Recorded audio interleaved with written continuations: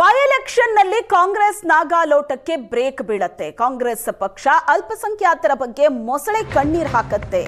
ದಾವಣಗೆರೆಯಲ್ಲಿ ಕಾಂಗ್ರೆಸ್ ವಿರುದ್ಧ ಬಿವೈ ವಿಜಯೇಂದ್ರ ವಾಗ್ದಾಳಿ ನಡೆಸಿದ್ದಾರೆ.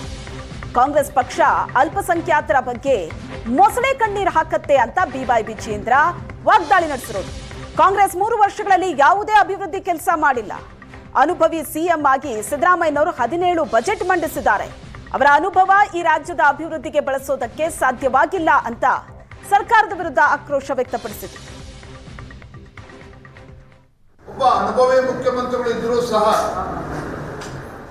ಬಹಳ ಅಪರೂಪದ ಅವಕಾಶ ಸಿಕ್ಕಿತ್ತು. 17 ಬಜೆಟ್ ಅನ್ನ, ಅತಿ ಹೆಚ್ಚು ಬಜೆಟ್ ಅನ್ನ ಮಂಡನೆ ಮಾಡುವಂತಹ ಒಳ್ಳೆ ಅವಕಾಶ ಈ ರಾಜ್ಯದ ಮುಖ್ಯಮಂತ್ರಿಗಳಿಗೆ ದೊರಕಿದ್ರು ಸಹ ಅವರ ಅನುಭವ, ಮುಖ್ಯಮಂತ್ರಿಗಳಾಗಿರುವಂತಹ ಸಿದ್ದರಾಮಯ್ಯನವರ ಅನುಭವ ಈ ರಾಜ್ಯದ ಅಭಿವೃದ್ಧಿಗೆ ಬಳಸಿಕೊಳ್ಳೋದಕ್ಕೆ ಸಾಧ್ಯ ಆಗಲಿಲ್ಲ.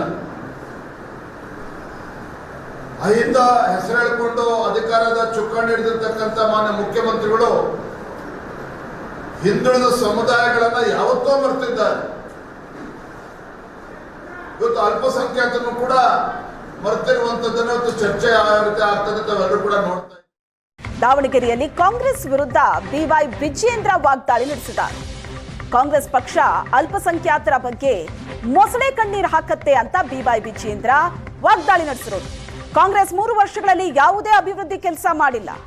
ಅನುಭವಿ ಸಿಎಂ ಆಗಿ ಸಿದ್ದರಾಮಯ್ಯನವರು 17 ಬಜೆಟ್ ಮಂಡಿಸಿದ್ದಾರೆ. ಅವರ ಅನುಭವ ಈ ರಾಜ್ಯದ ಅಭಿವೃದ್ಧಿಗೆ ಬಳಸೋದಕ್ಕೆ ಸಾಧ್ಯವಾಗಿಲ್ಲ ಅಂತ ಸರ್ಕಾರದ ವಿರುದ್ಧ ಆಕ್ರೋಶ ವ್ಯಕ್ತಪಡಿಸಿದರು. ಒಬ್ಬ ಅನುಭವಿ ಮುಖ್ಯಮಂತ್ರಿಗಳು ಇದ್ರೂ ಸಹ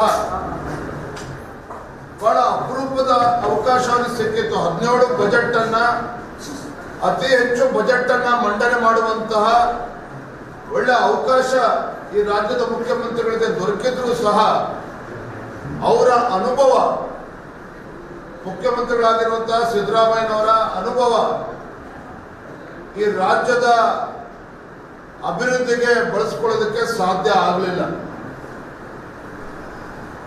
ಅಹಿಂದ ಹೆಸರು ಹೇಳಿಕೊಂಡು ಅಧಿಕಾರದ ಚುಕ್ಕಾಣಿ ಹಿಡಿದಿರ್ತಕ್ಕಂಥ ಮಾನ್ಯ ಮುಖ್ಯಮಂತ್ರಿಗಳು ಹಿಂದುಳಿದ ಸಮುದಾಯಗಳನ್ನ ಯಾವತ್ತೋ ಮರೆತಿದ್ದಾರೆ. ಇವತ್ತು ಅಲ್ಪಸಂಖ್ಯಾತರನ್ನು ಕೂಡ ಮರೆತಿರುವಂತದ್ದನ್ನು ಇವತ್ತು ಚರ್ಚೆ ಆಗ್ತದೆ, ತಾವೆಲ್ಲರೂ ಕೂಡ ನೋಡ್ತಾ.